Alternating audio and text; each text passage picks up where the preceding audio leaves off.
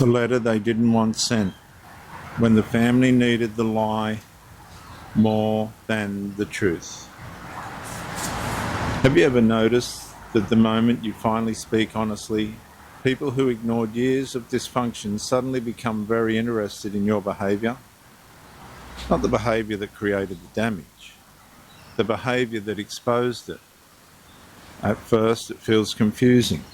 You expected relief. You expected curiosity. You expected someone to ask what happened. Instead, the atmosphere changes. Conversations become cautious. Certain relatives grow distant. And people who once privately agreed with you suddenly become unavailable.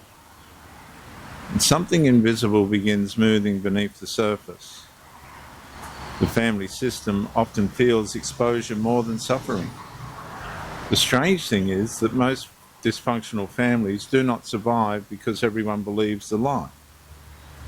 They survive because enough people learn to live around the lie.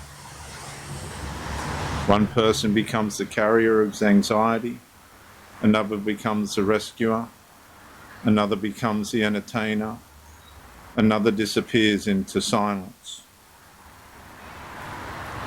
The arrangement is unstable, but it functions. Then somebody speaks, not louder, not violently, simply truthfully. And suddenly the entire emotional economy begins to shake. What looked like individual conflict was never individual at all.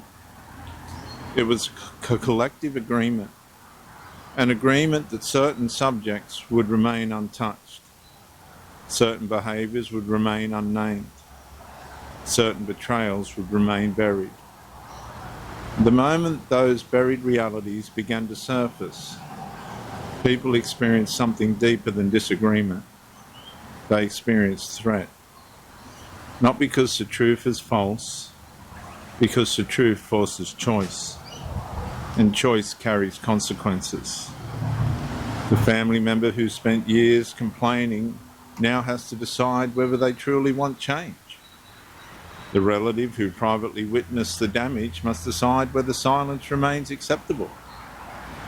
The observers who benefited from stability must decide whether comfort is worth the cost of honesty. And that is why the resistance often appears disproportionate. The truth is not merely challenging information. It is a destabilizing force. The emotional starvation that held the system together begins to lose its grip. Old loyalties become uncertain. Private conversations become guarded. Hidden alliances reveal themselves. And people start showing who they are when preservation and truth can no longer occupy the same space. And many never expected that the greatest opposition would come after recognition. But exposure is where the real sorting begins.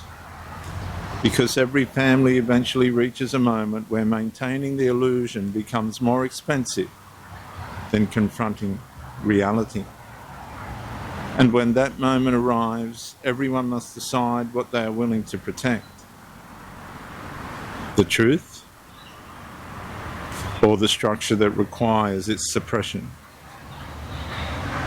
The letter they never wanted sent was never the threat.